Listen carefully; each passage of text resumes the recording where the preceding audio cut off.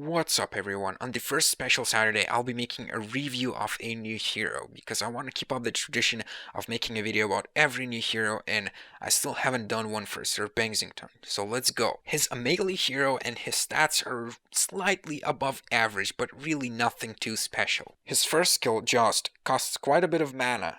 A stun that can also be used as an escape mechanism, but is also a skill shot because it has a long cast time, so expect to miss this skill sometimes. It's a good skill, but nothing too out of the ordinary and not too difficult to dodge. His second skill, Royal Stomp, is an AoE slow that also pulls enemies closer to you.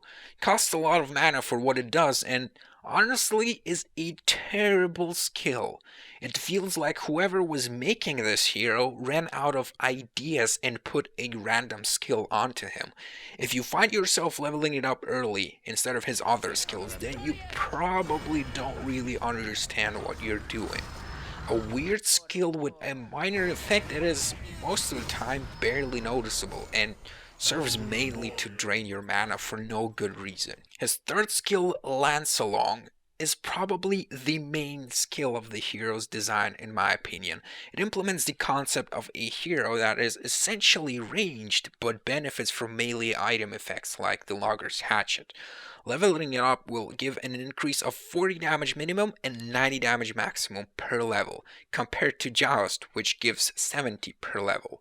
It is up to you to decide whether you want to mainly level up this skill or Joust.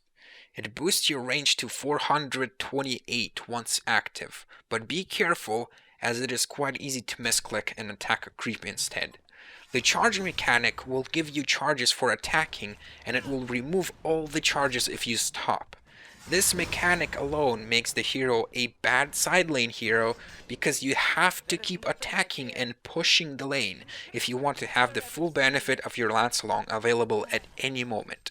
For this reason, good Benzington players will most of the time find themselves in the mid lane. Also, the charge mechanic will sometimes make you miss last hits, as you will often be forced to either attack or lose all the charges. The skill passively makes last hitting creeps much easier and works incredibly well in combination with the first skill for killing heroes. This would be the main combo of the hero that deals really high amounts of damage, especially if you manage to get some charges on it. Finally, Nightfall. His ultimate is a ganker skill. It seems that its main purpose is to gank while giving the enemy very little time to react to a miscall and making it very difficult to escape.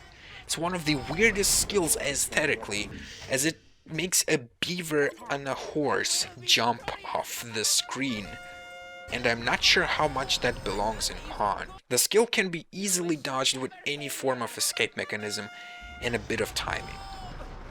The fact that the hero mostly deals magic damage and doesn't have any good farming tools makes it difficult to carry. Expect to be strong early in mid-game and expect to be food for the enemy late game unless you went on a bloodbath or something. Failing early will make you useless that much faster. Combine this with a low intelligence gain and 4 active skills that all cost mana, and it makes the hero hard to play as you will constantly find yourself low on mana, which is really not fun. For items, I suggest trying Blood Chalice, Lex Talionis, Brutalizer, and Staff of the Master with a Restoration Stone if you want to have some fun. Overall, the hero is quite difficult to play and not that strong. In terms of uniqueness, he is okay at best, and his second skill feels completely out of place. His skills don't have any special synergy apart from helping you deal damage by getting you closer.